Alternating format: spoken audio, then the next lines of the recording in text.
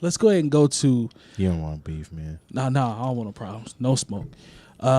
Anniversary passed on the 30th. It was late registration. Turned 14 years old.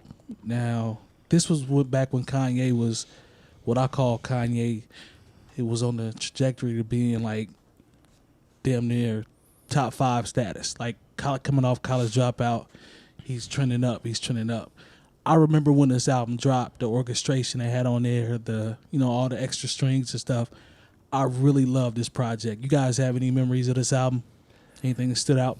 I didn't buy it. I got it off like Napster or something. It's a late registration, right? Yes. Okay. Yeah. Yeah, I had a bootleg version, but I listened to it a lot. That's my memory. Did you like it?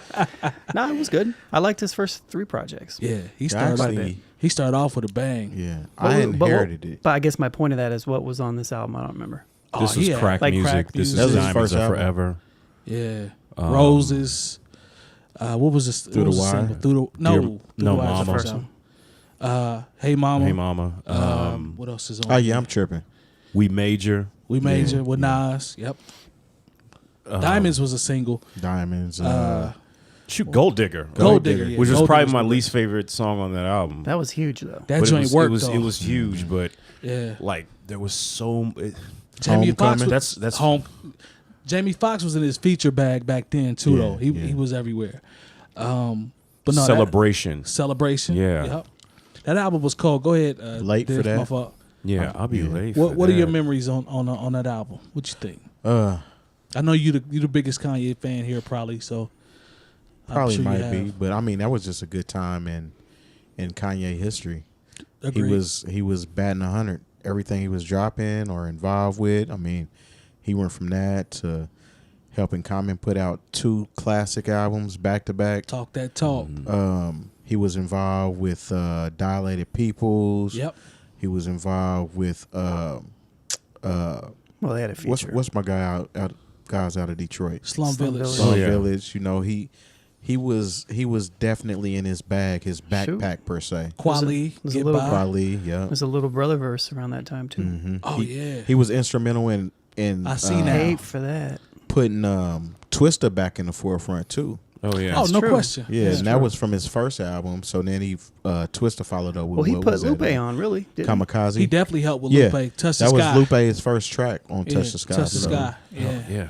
Yeah, so I mean, it was a good time, and he was, like I said, he was batting 100. Man, the sound was good. I actually seen him perform that at the fair. You know how they have acts come in at the fair, so that during that time that when that album came out, he was one of the featured performers at the fair. Oh, word. And I remember seeing him at the fair, and this is back when I was kind of DJing, but just playing around at home and stuff. And his DJ was on stage fucking up. Was he A-Track then? I don't think it was A-Track. I don't know who it was. That bothered you though. Yeah, it was because he was getting mad at dude. Oh, word. He actually said, "Is it a DJ out there?" That sound like Kanye. Yeah, but nah, he did his thing. He was forgetting his words and shit. Oh, was that $1 Million Mano? It might have been. Was that Mano? But that was later. Chicago? But that was later. Yeah, Okay. Mano was later. He probably actually fired that DJ. But after I that show. feel like I remember that story, that being Mano. It could have been. Well, I thought that was- happened with Mano at one point in time. Though. Okay. but that I thought it was later. a little later. Yeah. But at this particular show, the DJ was fucking up Because too. he started rocking with $1 Million Mano, Mike Terror, the Treated Crew, all those Told cats. you, that was a huge look for them. Yeah. Jay-Z was wearing the Treated hat. I remember that because I think I was still. If I wasn't up there, I had just moved. That's 2008, 2009, 2010. I was still in Chicago. That was this was 04. But I'm talking about the Oh, Treated. But then Crew. Treated Crew stuff was like Yeah. 2010, 11. Gotcha. Yeah, 12. that was right before I moved out. And they started bubbling. So we went to that Treated Crew party that one time. Yeah. On a rooftop in Chicago. Yeah. Sully had a was huge there. movement. Shouts to Sully. Yeah, homie Sully.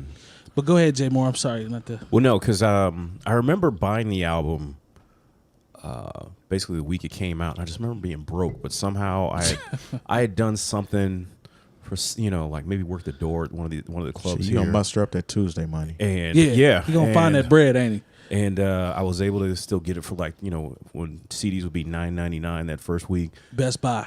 And I was able to get it, and I just remember because it was close to the time when I first moved here, and I drove back to St. Louis, and listened to it pretty much the whole way there. My best friend was getting married. Like, you know how music really marks time for people. Yeah, for sure. Like this was around that time, and I remember. See, this is around the same time as Hurricane Katrina. Remember, this is where Kanye West had said the whole thing about George Bush doesn't care about black people. Yeah, It was it was during the album That was around the rollout same time, yep. because Yep. he had some issues because he was performing at the NFL kickoff, and there were a smattering of boos because of what he said, and A smattering. he had I like smattering. Yeah, he had It's a little bit of foresight, huh? he had a yeah, really. I see what you did there. He had a deal with Pepsi, and they were like, "Oh, is he going to keep his deal with Pepsi?"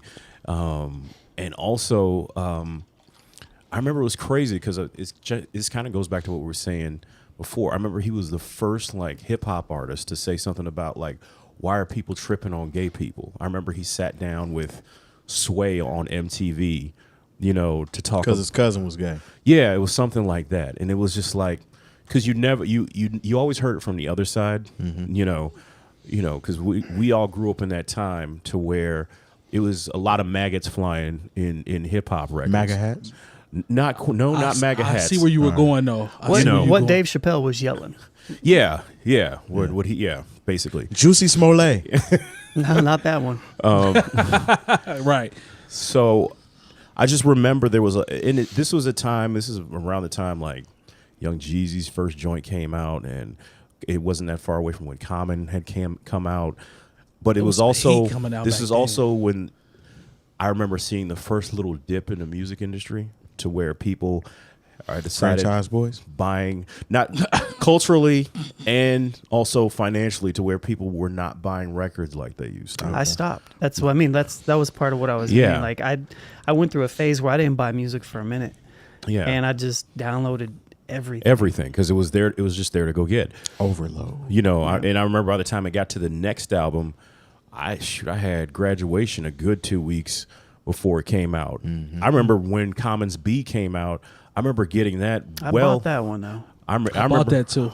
I remember getting that a good month, and I remember it had the studio. There's a studio version of The Food. The Food, which I still need, by the way. You still I got like that? too. I'll have to see if I got that. I only got the did album that, version, the live version. And I the don't thing know. is, there was one of the songs they say had Consequence on it, and they took the Consequence verse off of the final version of the album that was put into retail.